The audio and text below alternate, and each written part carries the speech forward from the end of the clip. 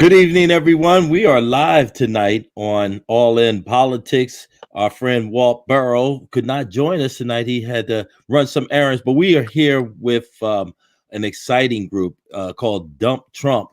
And this group has an amazing page, and I don't want to misquote it, but close to 8,000 um, people and members in that group. And it was started by a good friend of mine who I've known, oh my God, I'm going to give my age up, over about 30 years, with Toby Swartz Castle. We worked together back in the old days at WWDB Radio in Philadelphia.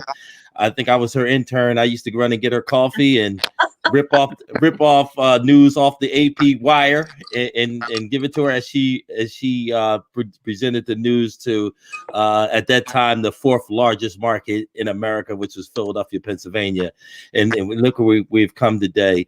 But Toby, it's great having you, Ken and Frank. You brought them along with us, and just want to give you an opportunity to introduce our friends and really just start talking about Dump Trump and how folks can get active in this with this election cycle happening. Thank you so much, Rob. Thanks for having all of us. We're happy to be here. I started Dump Trump on June 2nd, 2020, and never expected it to flourish the way it did. I did it because of what's happening in our country. I just can't abide by a man who doesn't even care about the citizens that he's supposed to govern, let alone the Constitution. I feel that he and his family are only in office for what they can get, and they don't care about any of us. And more horrifying to me is the fact that the people in the GOP, people like Mitch McConnell, they're spineless. That's the only way I can describe them. And so I got mad one day and started the group. And I said from the beginning, I wanted it to be a roll up your sleeves and work group. And what it actually turned into, I started it June 2nd, so how many months ago, what it turned into was a group of people venting and, just explaining how much they hate Donald Trump. And it started to grow so quickly. Yes, it is now almost 8,000 people, and it covers 10 countries. And Wow. we do, yeah, I know. And we do monthly Zoom broadcasts. And everybody's invited to that. And I realized I can't do those broadcasts. What am I? I am a marketer. Okay. That's why I could grow a group. But okay, great. The group has grown. Now what? I don't know a thing about politics. I only know what makes me angry. That's right. And that's why we brought these two wonderful experts here with us tonight. Oh, so with Frank and Ken, and we have a third one, Terry Mazzoni, and along with them, we have three other moderators. They are the content moderators who just know everything. I rely on them. I could never in a million years do this group if it wasn't for them. And then the other three are Shep Greenberg, Stuart Morell, and Rich Harney, and they take care of the hard work and where they're constantly approving and declining members. And just as importantly, they are curating content. It's a 24-hour job. So I can't thank them enough. So would you like me to introduce? Yes, you would. Yeah. And I'll be very, very happy to. Talking about knowing each other, you and I met at DB when, I don't know, the 80s? Yes. Well, I met Ken Kopikowski in college in the 70s. And I met him at our college radio station. Hard work. And from there, he went on to WOBM FM in Toms River, and he worked his way up to assistant news director and chief elections coordinator. And from there, he joined Bloomberg in New York as a multimedia producer and editor. He covered the Republican National Convention in Philadelphia in 2000, and eventually Ken became the political and elections night coordinator for his multimedia team at Bloomberg, covering the national elections. And he eventually retired from Bloomberg in 2015.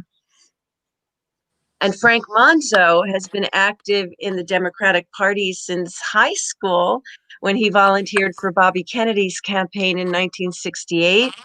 He became a member of the McGovern for President staff in 1972. Since then, he's been a campaign manager, consultant, coordinator, director for dozens of candidates for offices from just all the way up to president. And he worked with, I'm getting this right, Frank, U.S. Congressman Tom Follietta, Yes. right? Okay. And he also worked on the campaign for Philadelphia Mayor Ed Rendell. So he's just got a star-studded resume when it comes to politics and government. He also worked on many other down-ballot candidates. And currently, the three of us live in the same township, Haddon Township in southern New Jersey. And he is currently the Democratic co-municipal chair and also the president of our Democratic Association. So I'm always humbled by them. Well, first of all, welcome the three of you to All in Politics. It's really an honor to have you here and to bring your expertise to the show. But I'm going to take what you just said. Toby, you guys come from the very blue New Jersey, great state of New Jersey. So how can we kind of infuse some of that blue blood over here into Pennsylvania? So, Frank, this, I know you've been, from the, outset and working these campaigns. What are some of your thoughts about this campaign? I know, working these, working every year. It seems like, when we're in these campaigning type route or rallies or something to get us motivated to go canvass and pound the pavement. It's always been said that this is the most important election of our lifetimes, right? 1980 say it, 1990 they'll say it, but this one, I don't think they're lying. I think this is truly the most important election of our lifetime. Why so? Well, first off, before I get into that, Toby made me younger. Said that I was in the Bobby Kennedy campaign in high school. Actually, I was in college for the Bobby Kennedy campaign, so I'm a little. But thank you, Toby. That was a compliment. And as far as most of the work that I've done over the years, really has been in Pennsylvania, not as much in New Jersey. We moved here about 18 years ago. Was still doing a lot of work in PA, and then started to get more and more active in New Jersey. It is the most important election of our lifetime because in the past, all of those very important elections, and they all are very important. Let's not diminish the fact that, that all elections matter. And those elections and the results of those elections have led up to where we are today, mainly because of people not being involved, not voting. Voting maybe 50 or 60% of the population when we have a presidential election, maybe half of that in midterms, and sometimes as little as 10 or 12% in the very off-year elections. But what I think the average voter doesn't understand is that all elections matter. And some of the things that we're seeing now is an election where this is not about Democrat versus Republican. I always said, Republicans weren't my enemies. They are my adversaries. Right. Now I'm not so sure, and I hate to say that, but the rules that at least we thought rules of engagement in elections that were kind of hard and fast, we're finding out aren't necessarily true, and we have a president who doesn't abide by or adhere to rules. As a matter of fact, he goes out of his way to look to either ignore them, break them, or just start his own. Right. And that's the problem that we have. And if we head down that path, we could be seeing an election that it's not a Democratic candidate versus a Republican. It's democracy versus autocracy. It's losing the very democracy that we've kind of relied on for the last 244 years.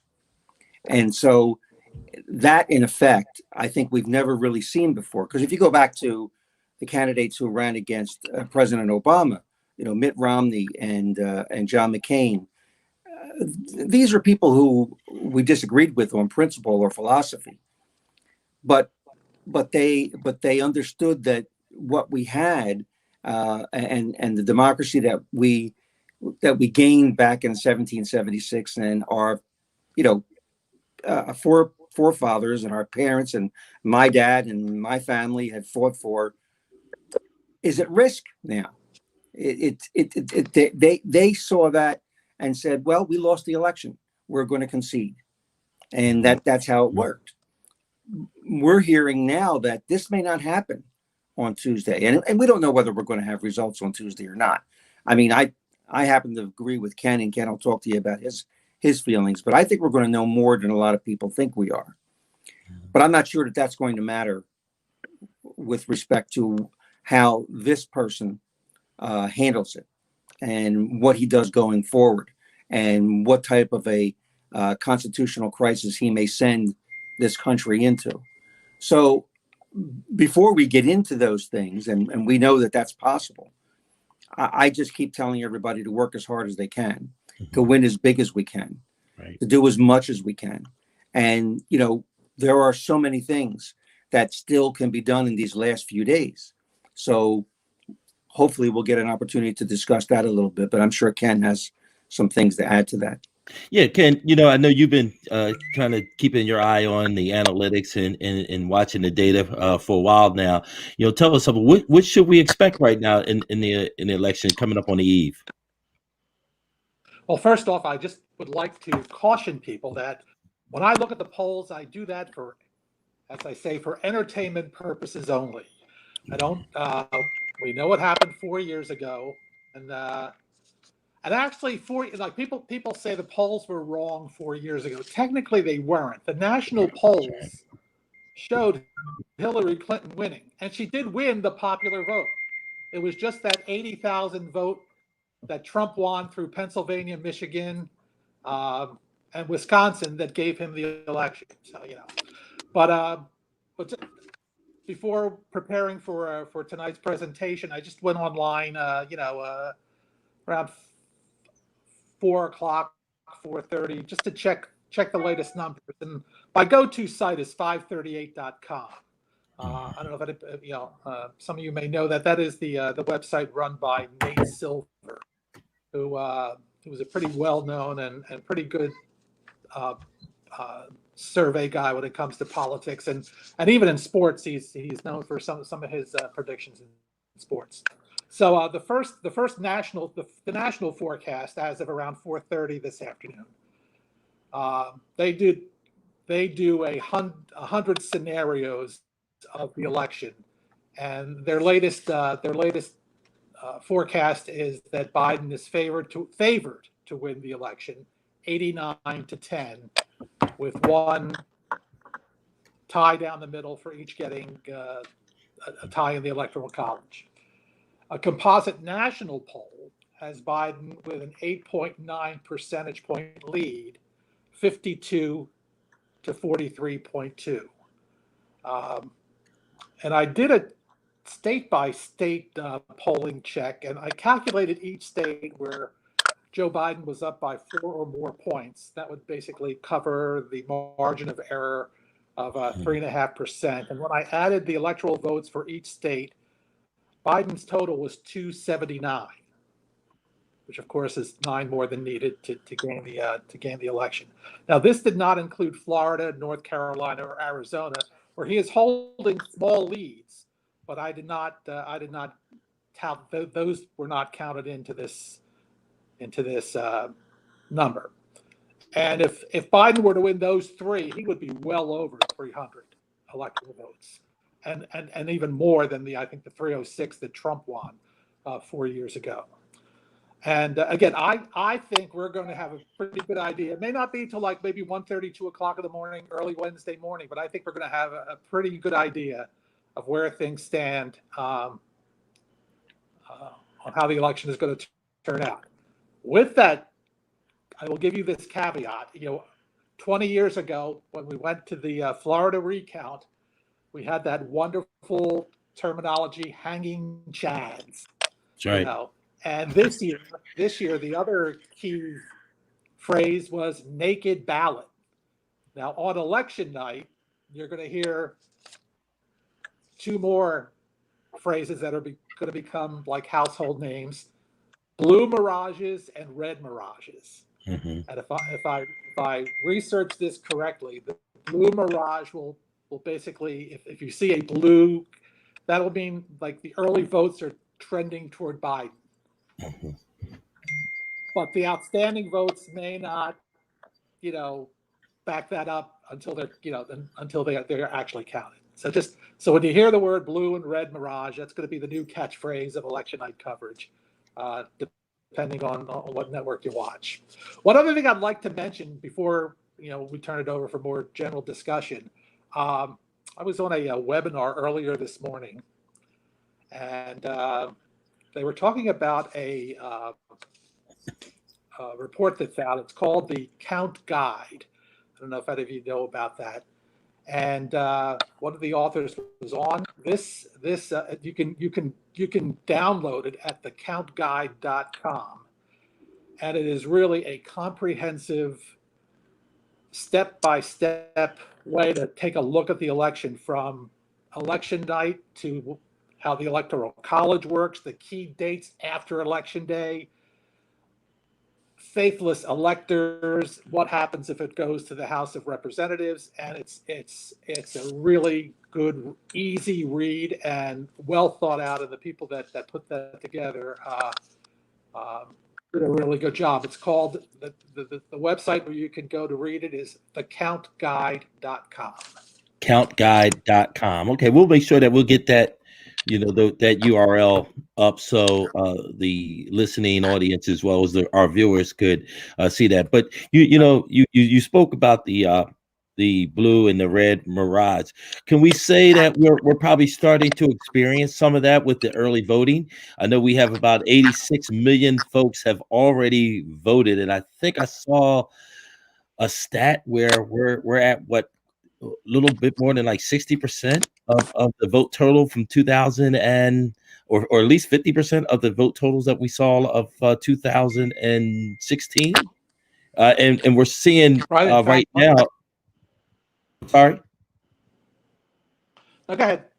Yeah, and we're seeing out of those vote totals, we see that so far out of the ballots that were either mailed in or folks went in person to vote already, roughly about 19.2 million were Democrats, identified as Democrats or registered as Democrats, and about 12.4 were registered Republicans. And then you have this no party affiliation, about 9.5 million folks who are currently not affiliated with any party voted, and that's 9.5 million. And then about 267,000 voters who identify with, I guess, a minor party. My assumption is those are maybe some of the third parties that are running, particularly on which state you're in.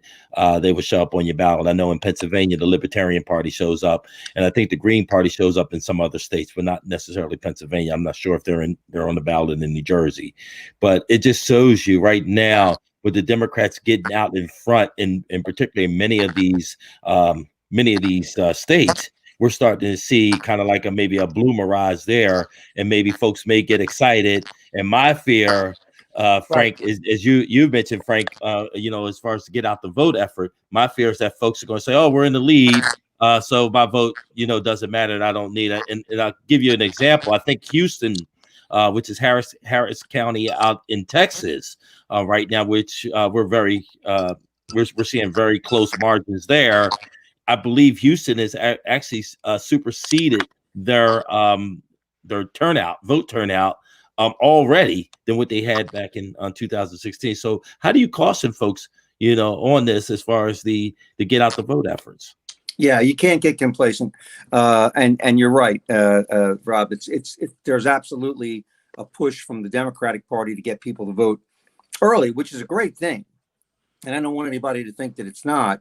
It's great because you don't know what's going to happen on election day. You might have every intention of voting, and you may not feel well that day, or you may get called out of town, or you may have to work late, or maybe there's you had some pretty bad weather. We've seen these storms come through, and nobody wants to go out on those days. And they'll have every good intention, but to stay in a line and wait, you may lose a fraction of the vote. You may lose out of every 100, maybe 5 to 10 votes.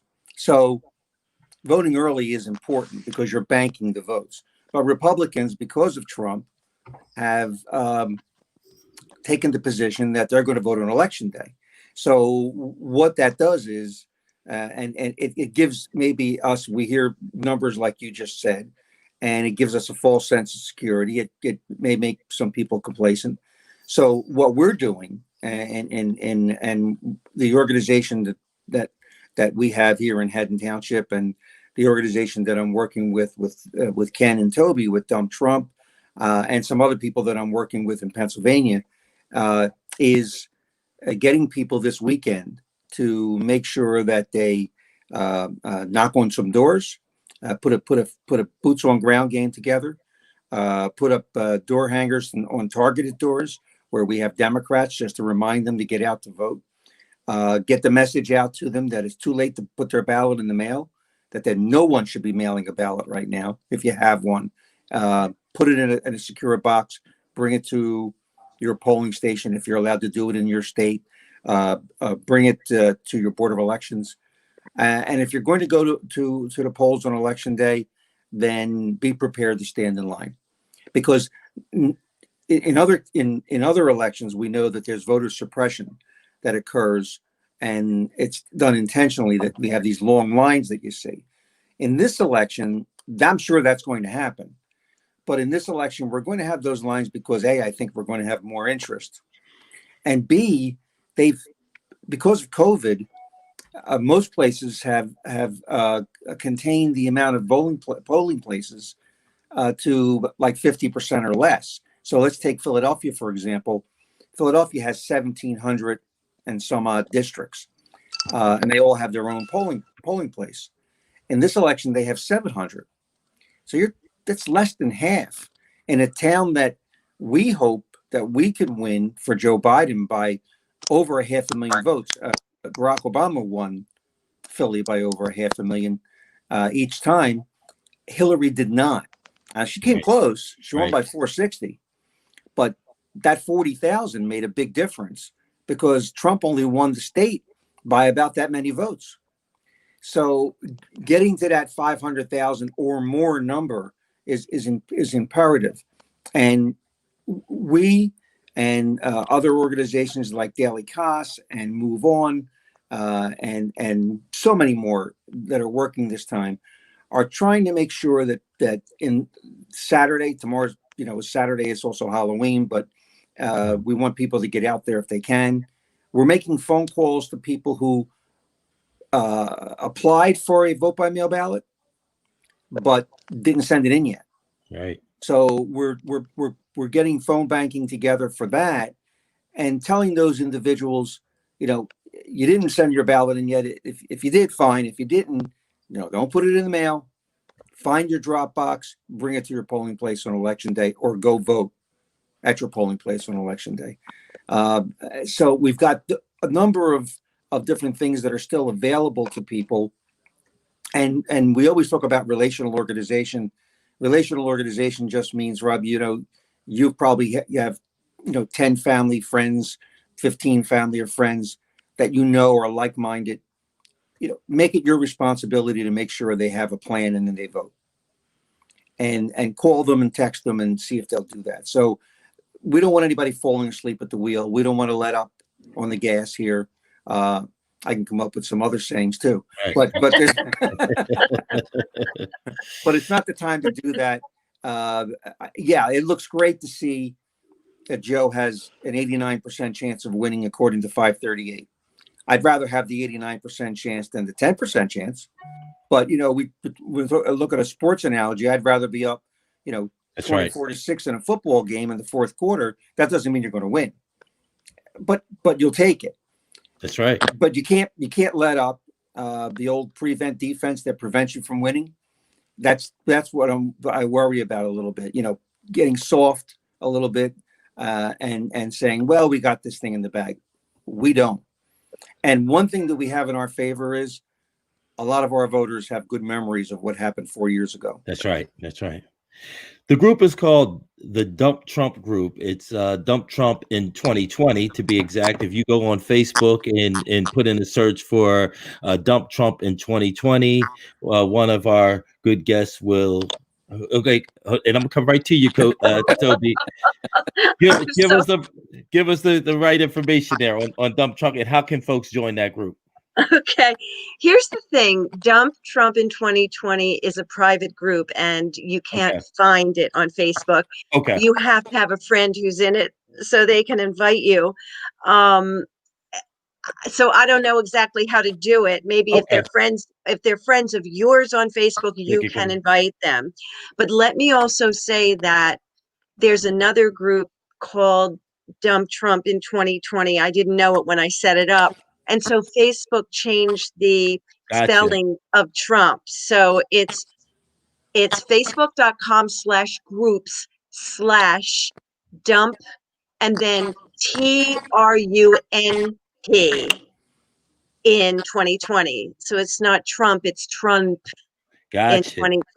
Thank you for that. Thank you for that clarity. Right. If Facebook, I tell you what, it's interesting. I don't really want to go down the route on it, but Facebook and the Biden campaign had some exchanges early today. But Toby, tell us about. I know generally folks who generally join the group are like-minded, and generally we're in most cases are preaching to the choir. But tell us about the energy right now on Dump Trump. How, are folks feeling good?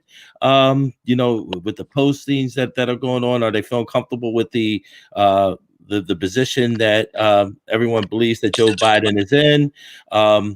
Just tell us a little bit about that. Are folks, ready to go to work and roll up their sleeves and make it happen? Everybody's nervous. In that group, I mean, am I wrong, Ken and Frank? No, I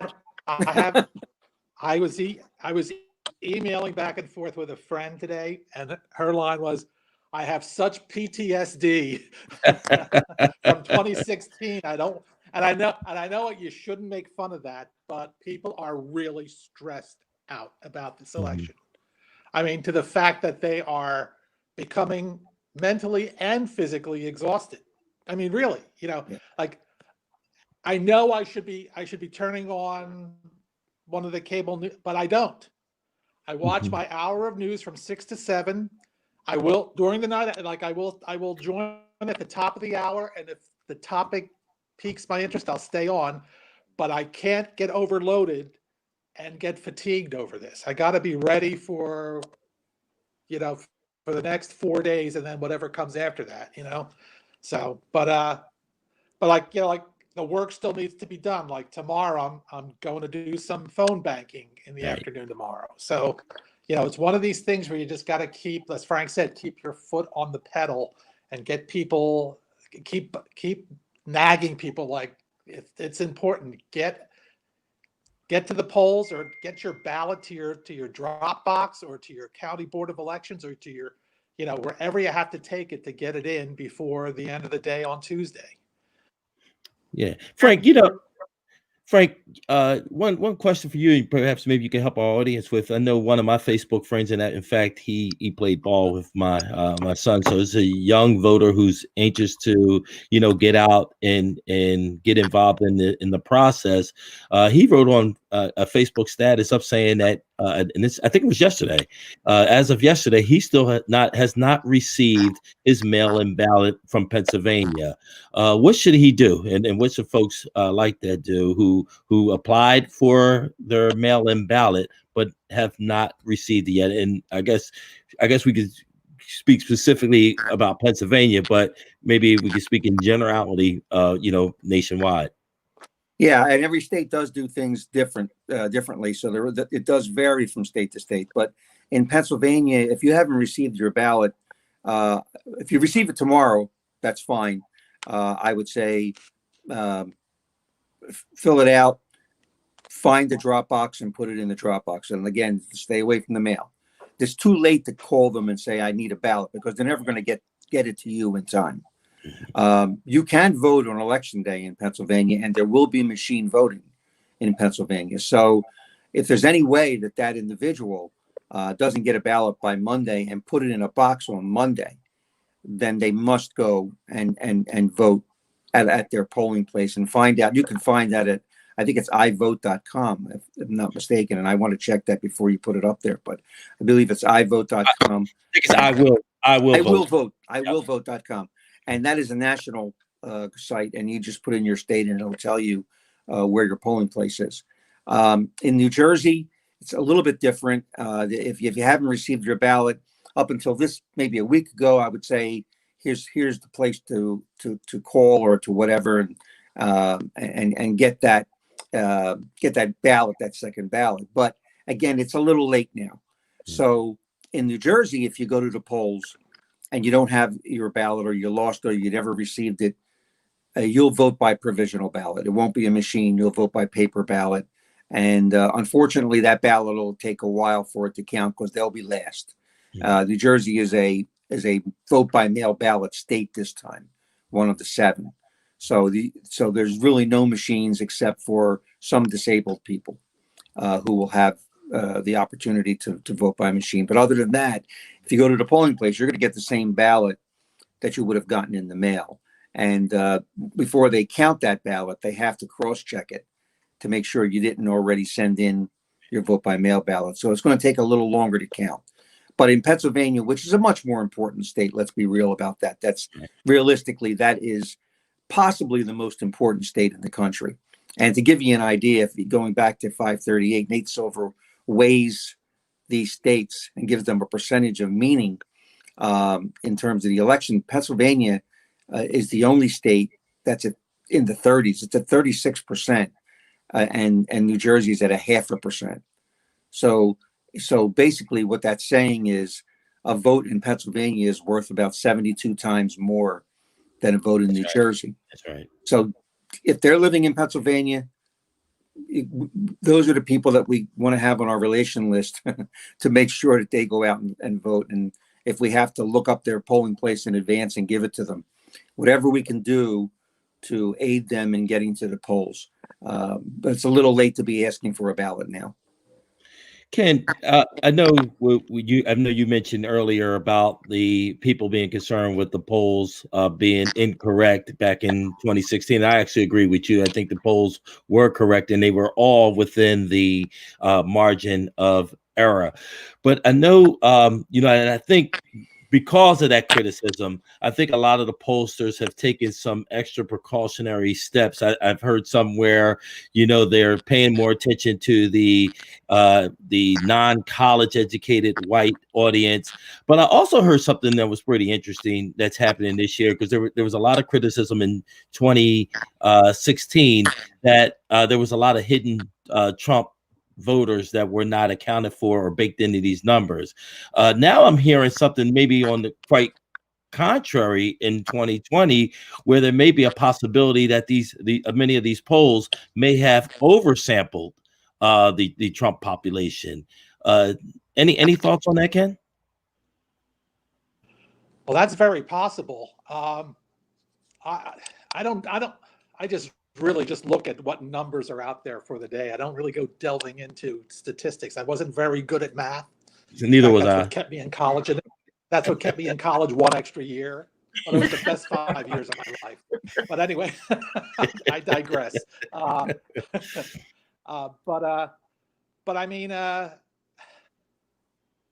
thing I'm confident of this time around is that when you look at the national average, the composite national average is that Biden has over 50%. 4 years ago, Hillary Clinton never breached 50%. The highest I believe she got was like the high 49s.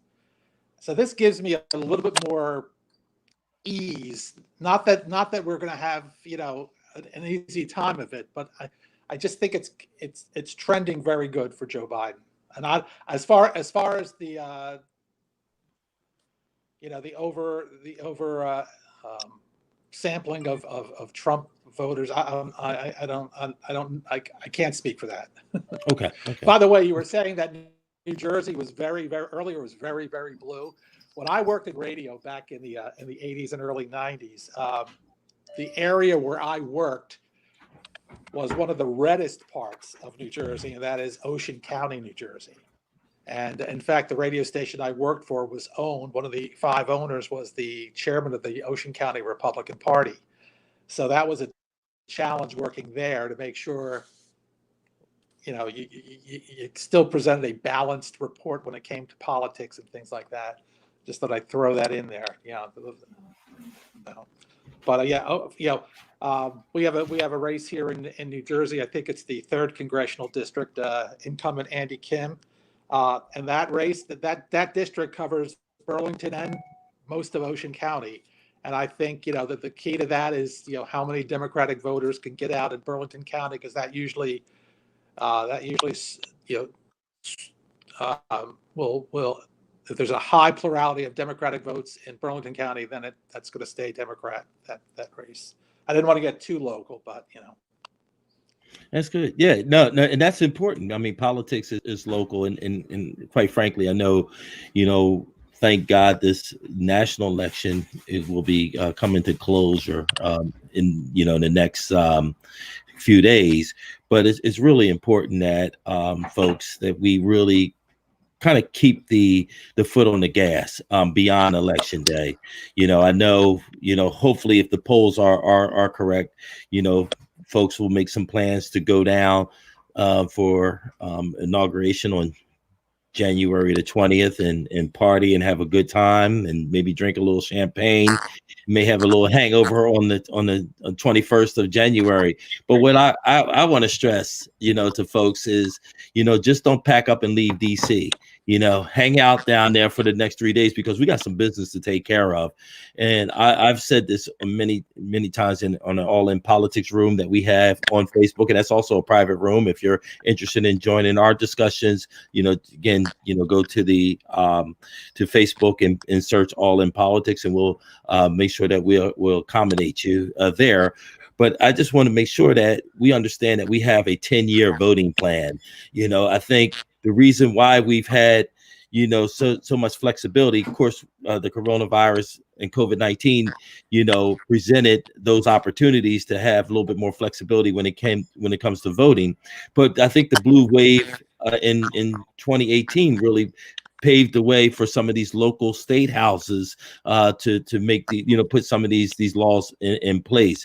So if you enjoyed voting early, in particularly in Pennsylvania, if you enjoyed voting from the comfort of your home, and if you received your ballot in a timely manner, and was able to put it in the U.S. Postal Service. Again, I want to be clear: if you're just joining now, do not put your ballot in the mail right now. Take it to a drop box, or take it to your county office, or go to take it to your local polling places. But if you enjoyed those, the comforts of doing that, that all really played and came to fruition because we got out and voted in 2018. So again, 2022, 2021, 2022, we got to keep that pressure on them. As I mentioned, just a couple of minutes ago, was about the COVID-19, the coronavirus, came, into place almost about a year ago. Now we just didn't know it. And then, things kind of, blew into our faces in early this year in March. But we saw that the president knew about this. At least he told Bob Woodward, who's a esteemed journalist, that he knew how dangerous the COVID-19 coronavirus would be. What type of factor is this playing right now in the elections. I know Joe Biden has made it an issue, whereas Trump has really pretty much is trying to, fly it under the radar scene. And I find it interesting. Any thoughts on this Well, from the group? I'll take that one first, and everybody else can chime in. But I'm telling you right now, if you told me a year ago that the main issue in the 2020 presidential campaign was going to be public health, I would have told you you're crazy. But I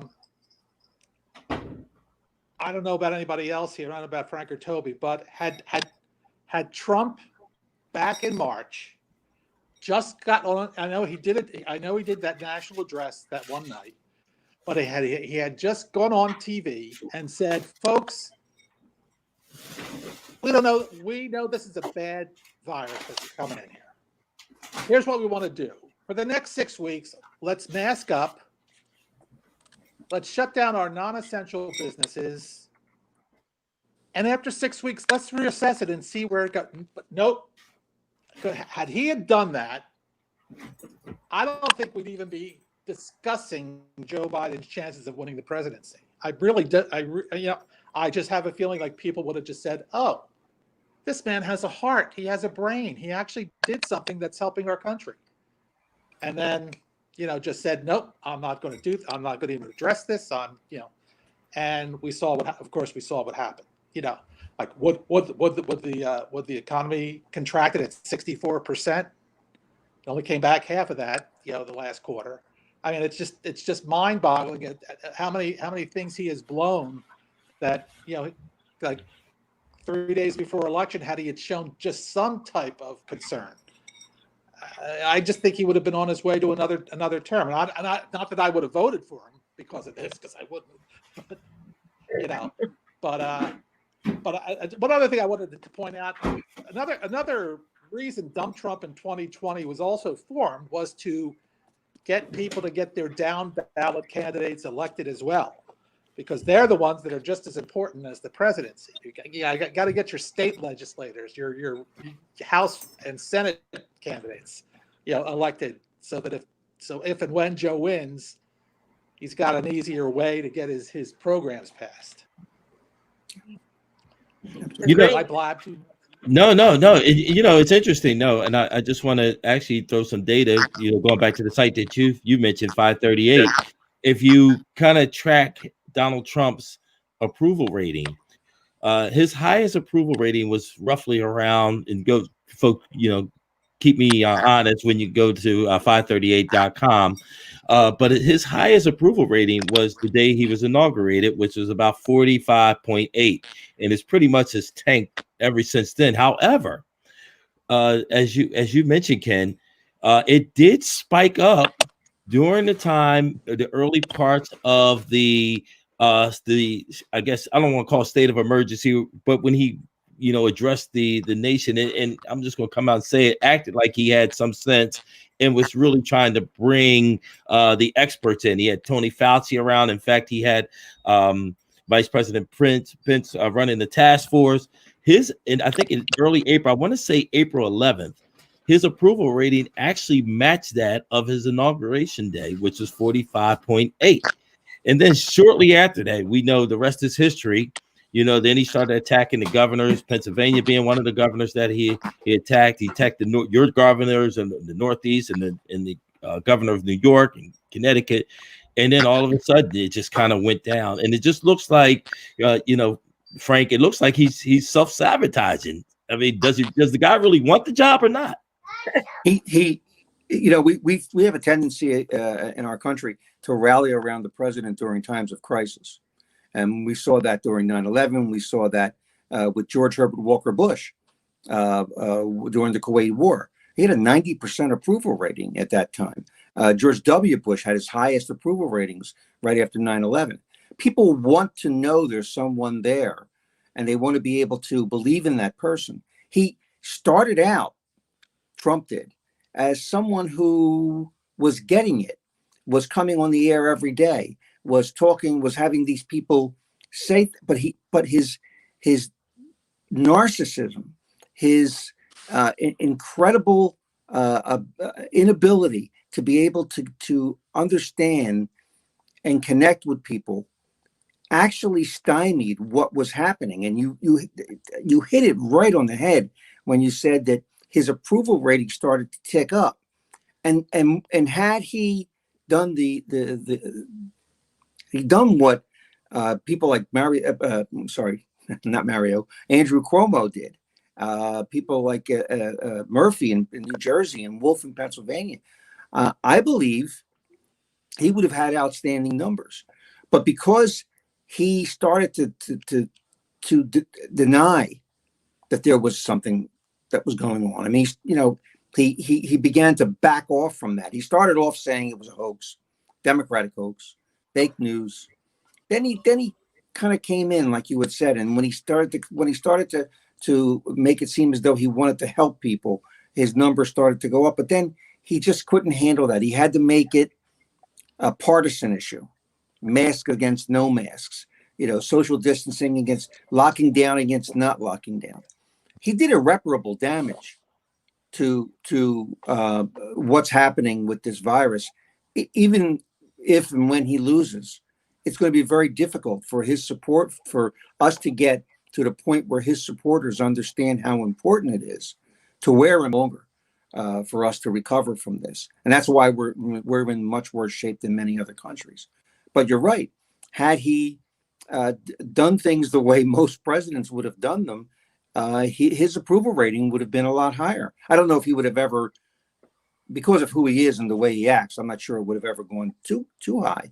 But he was kind of a flat line, and now he's come back down to that flat line area. And if you've got a favorable of 42 or 43 consistently, and that's kind of what your voting numbers are showing nationally, 42, 43, well, you almost can throw the margin of error away.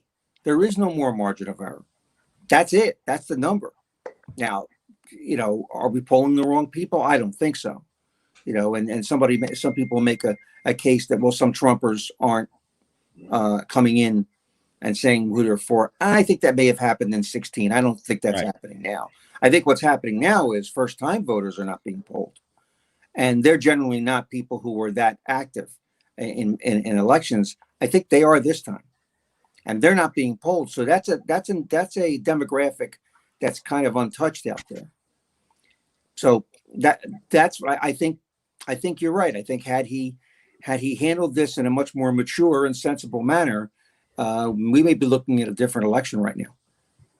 It's interesting too when we talk about the uncounted, voters. I really believe a lot of that's going on right now in Texas. I've been watching Texas before it became sexy over the last 10 days when the Democrats, that Ted Cruz, he's real sexy. Yeah. Some would say Beto is more, but and I'm going to talk about Beto or Bernie. I saw some movements in Texas when Bernie was running, and I was like, wow, the demographics in Texas are changing. And I was down there on the ground back in 2018, and I remember my Uber driver, when he was driving, he was saying, I was driving in downtown Dallas, and I saw all these new lofts going up. And the guy, he mentioned to me, he said, he said, and don't quote me on this number, but he said about 7 new people are moving into, Texas on a daily basis. And many of these folks are coming from blue states, California, Ohio, Pennsylvania. And then, my co-host Walt mentioned this, we remember, roughly about 10, 15 years ago, there was a mass movement of folks coming from New Orleans after Katrina. They moved into Houston, and, who knows? I think a lot of those folks, they had other important business that they handle, like food, clothing, and shelter. But I think maybe a lot of them may have gotten on their feet and established themselves. And now we're able to, register to vote and, become engaged in the political process in Texas. But just hearing those numbers from the Houston mayor, in fact, I believe their election budget back in 2016 was roughly around $3 to $4 million. It's now like 30 to $34 million now. They have polling places, I think this past week, that were open for 24 hours. And like I mentioned earlier in the show, they've already reached their 2016 numbers already. And again, we have, I'll say now, 3 days left until election day. So I believe, I just don't think that Nate Silver or the Washington Post or Wall Street Journal polls, I don't believe any of them could have captured those numbers. About total statewide votes, right? Right. Not Correct. just Houston. Because Nora O'Donnell this evening, before I got on the call here, basically said the number of people who have voted in person have surpassed the number of people statewide who voted in 2016. Wow. And I believe, and I'm on a site called Election Project, the Election Project. It's a long URL, but we'll put it on our pieces. But it's ran by a gentleman by the name of Michael McDonald, and not the guy from the Doobie Brothers. But yeah, I believe Texas has roughly they actually just hit it 9 million early voters in as we speak. So it's some amazing numbers that are put up, all throughout the all throughout the nation. And again, my biggest fear is that folks will become complacent. So Toby, what are we going to do, on the site? And as we talk to folks that are, members of the group, how can we keep them engaged these last? Because a lot of, I'm going to tell you, even myself, I'm mentally drained. In fact, it took me a lot to, get me off the couch to even do this show to talk about the elections. Ken mentioned it earlier. How do we keep folks engaged and keep that intensity that folks had in June just for these next 3 days at minimum? I am not the person to ask. I don't mean to. No, I don't mean to pass the. But Ken and Frank are the gurus of this group. well, I just started the group. What can we do to keep you engaged and keep you from wearing out? I have to tell you, I am worn out. I am totally exhausted. I feel like I have COVID, but I know I don't. Right. And it's all from this. Right. We are talking about keeping the group going no matter who wins. Right. Frank and Ken both have something to say about that. And it's exactly because of what you said.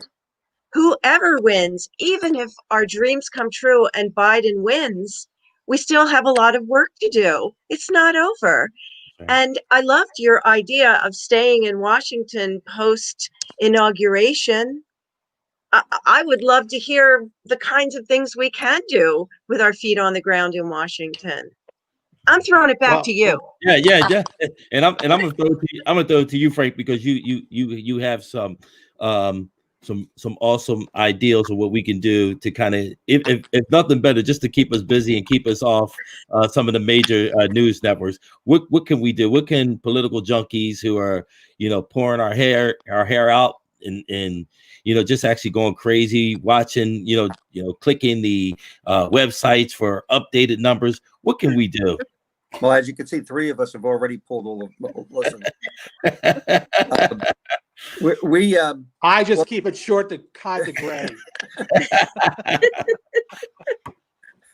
Well, it depends on the individual. If there are people who don't mind joining, if they're joiners and they don't mind joining groups, there's just so much out there right now. You can get involved with texting. That's still, matter of fact, it seems to be coming to a crescendo. I've gotten many text messages today, and I think that's great because they're out there doing thousands upon thousands. And there are groups still doing that. There are people that are getting involved, going door to door, and that takes your mind off of it. I know sometimes people are a little afraid of it, but they'll give you targeted lists. We don't want to necessarily knock on doors for people who are voting for Trump, and we don't want to get involved in debates. We don't want to get involved in discussions. That's not our job. Our job isn't to try to convince people because you're probably not going to succeed. Right. What you want to do is you want to identify your voter and make sure they vote. So you have these targeted lists, and you're going after these targeted people and making sure that they have if they haven't already voted, that they do. And if you've got, and if you can, get in touch with your local Democratic Party. You can go to whatever county you live in. You'll find it, Google it, see what they're doing. I mean, in Camden County in New Jersey, they're doing phone calling. They're sending people into Philadelphia to do door-to-door canvassing. We're sending people to do door hangers. If you're not a joiner and you don't feel as though you want to join a group, we had talked about this earlier, make your list up of 10 or 15 people that you know, friends, family, are like-minded, are pro-Biden or anti-Trump, and just make it your responsibility to feel as though to make sure they vote, and you'll feel as though you have done something beyond just voting yourself. And the third and final thing we haven't talked about, if you have a few dollars, it's still time to send some money. And I'm not talking about a lot of money. I mean, there's an analytic that says that it costs about $10 a vote. Send $10, send $20.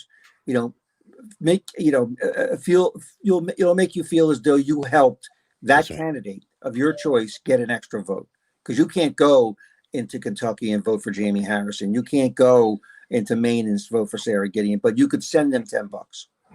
So there are a few things that you can do in these next few days to feel good about yourself and to take some of the time away. Okay, and I'm gonna go to my fellow radio guy, Ken. Give us the final word. What do we need to do to dump Trump? Well.